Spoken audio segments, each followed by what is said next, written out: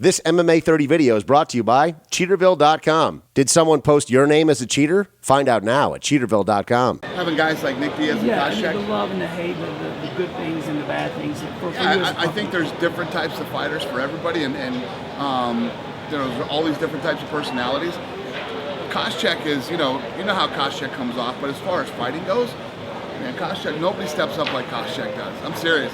If Lesnar fell out, he'd text me and say he'll fight, Alistar. I mean, this guy doesn't care. He'll move to 85. He'll go to 7. Wherever he can make the weight, he'll fight. I respect that about him. You have a lot of guys like that, or is that a rarity? And I respect Diaz too. Yeah. Diaz is the kind of kid who's like, he's pretty honest about it. I don't like all the bullshit, and I don't want to do all this and that, but I'll show up and fight. But unfortunately, that's not how it works. But yeah, I do. I respect it. I respect those guys. They're real fighters. Is that a rarity? Condit too. Yeah. Condit is one of these guys. And you'll see it on the next episode of Primetime too, where he's this kid who's, he's a very smart kid. He's a nice guy, not much to say. He's there playing with his baby, and he's with his wife and his family, and then boom, the week of the event, he's like a completely different person. Completely changes. And his dad even kind of points that out. One of them says, as this thing winds down, we kind of stay away from him, we kind of back off, and completely changes who he is, and it's very interesting to see. Yeah, this whole primetime on Nick was huge. I mean, I think that people who hated him now like him more, or whatever it is. I think it was a little easier. I mean, it helped to kind of figure him out a little bit. Clear. He's not here to hang out and make any friends. He's not looking to have any barbecues over at his house with anybody from the MMA world. He's here to fight. That's it. It's pretty. I'm cool with that, just you got to show up to press conferences and do the stuff. And now he's doing all the stuff that needs to be done. So, we'll wait till you see the last episode of Primetime. I mean, it's there's no doubt that as the week of the fight comes, he changes, and he becomes the Nick Diaz that we're used to seeing. Yeah, I get him. I always got him. I always understood how he was or whatever, but you can't not come to press conferences. Speaking of not going to press conferences, why didn't you go last week? Which one? After the fight show. Yeah, I wasn't in the mood. So let's hear about it. I could not go if I don't want to.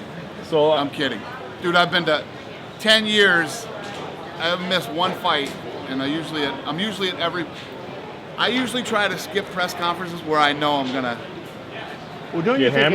Yeah, get hammered. Not get hammered, but this fight happens, and in the time that the actual championship fight happens between the two champions, there's going to be a lot of fallout. I'm sure a lot of things are going to happen between now and then. Why is the matchup so good? Because they're both. That's the type of people they both are. Both these guys are real fighters. There's no doubt. I don't know how long this fight's going to go, but it's going to be a fight. Those two are going to go in, and they are going to fight for however long that fight lasts. It seemed like people were, not giving Nick credit before, and now he's finally the guy. And it seemed like Condit has so many varied strikes and everything would match up well with Nick's game. Do you think now all of a sudden Condit's maybe flying a little under the radar?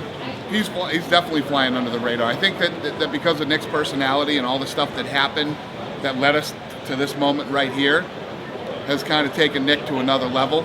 And as far as the fans go, and this is the way this stuff works. Nick gets to here, nobody's talking about him, he wins, he comes up to here, and then people will talk about him, GSP. But if Diaz wins, holy shit. I mean, the Diaz GSP thing. Where would you put that fight? I don't know. Stadium? Yeah, Oakland, something like that. Dana, what's the fascination? Why do you think people are fascinated with Diaz? He's a fascinating guy. I'm fascinated by him. I've been in this business forever.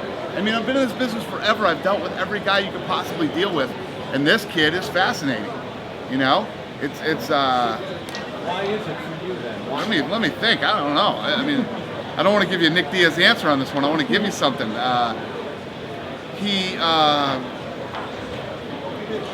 You ask him questions, he knows the answer, but fuck you.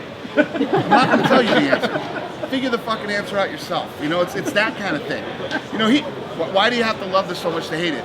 He knows the answer to that.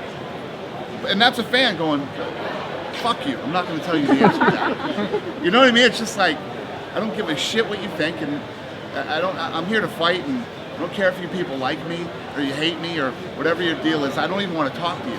It's almost like he hates us. What the fuck do we do?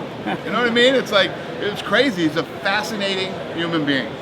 What's that? He's kind of describing yourself. Me? in a Come way on, I'm you're sitting here talking for about 30 me. minutes talking to you guys. I'll talk to you guys. This kid, stuff like, he missed 3 flights on the way here. I mean, you're going to see all this stuff on the show. I mean, he missed 3 flights coming here. He missed 3 flights. And you didn't get nervous. I know.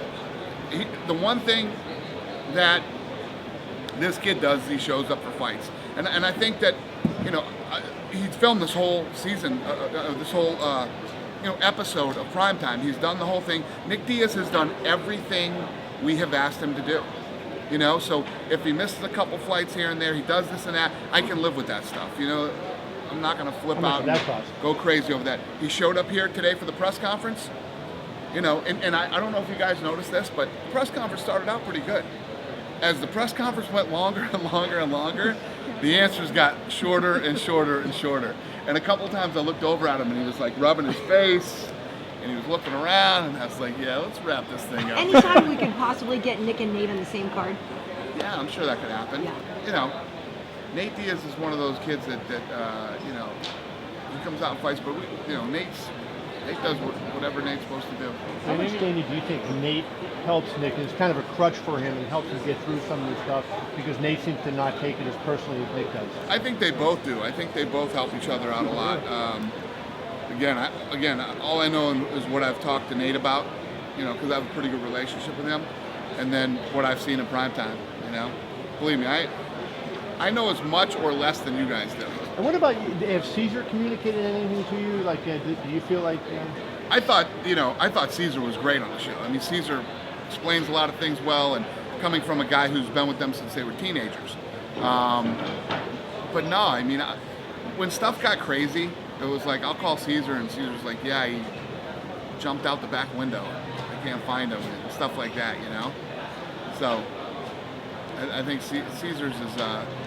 Listen, I think it's pretty clear. It's fun to talk about, and the kid is fascinating. It's pretty clear.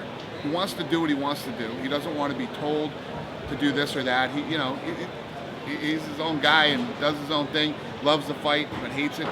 You know, I get it. Does it concern you what might happen to him when he's not fighting anymore if he keeps that attitude?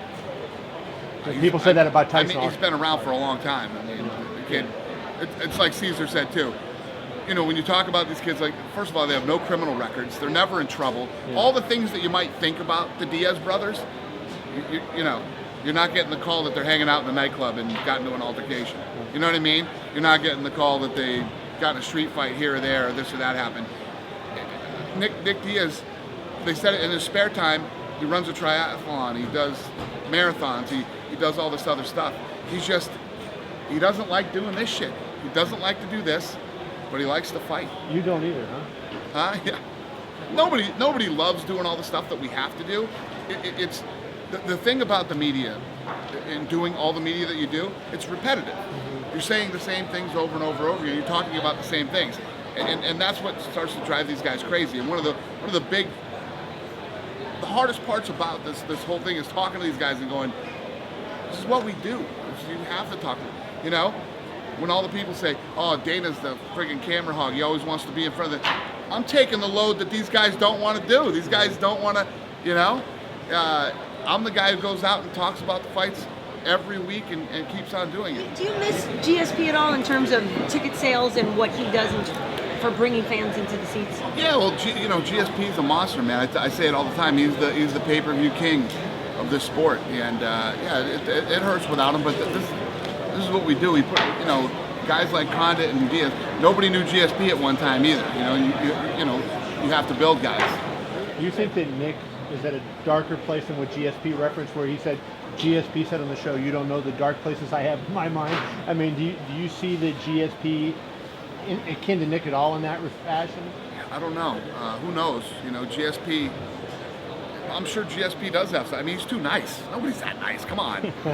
He's like the perfect guy. He's in great physical shape, always works hard, always says the right things, always dressed perfectly, never hear him say a bad word to anybody. And now, for the first time in his career, he has come across a guy who he hates. and who he wants to fight worse than anybody he's ever fought. I mean, if you watch, speaking of primetime, you watch the primetime of BJ Penn and Georges St. Pierre, BJ Penn terrorizes him the whole show, says all kinds of things to him. I think it was Matt Hughes was saying things to him on his season of The Ultimate Fighter. Koscheck, he's never acted like this. Has never happened. He's never been in a situation where I've seen him so angry and wanting to fight somebody so bad. This MMA 30 video is brought to you by Cheaterville.com. Did someone post your name as a cheater? Find out now at Cheaterville.com.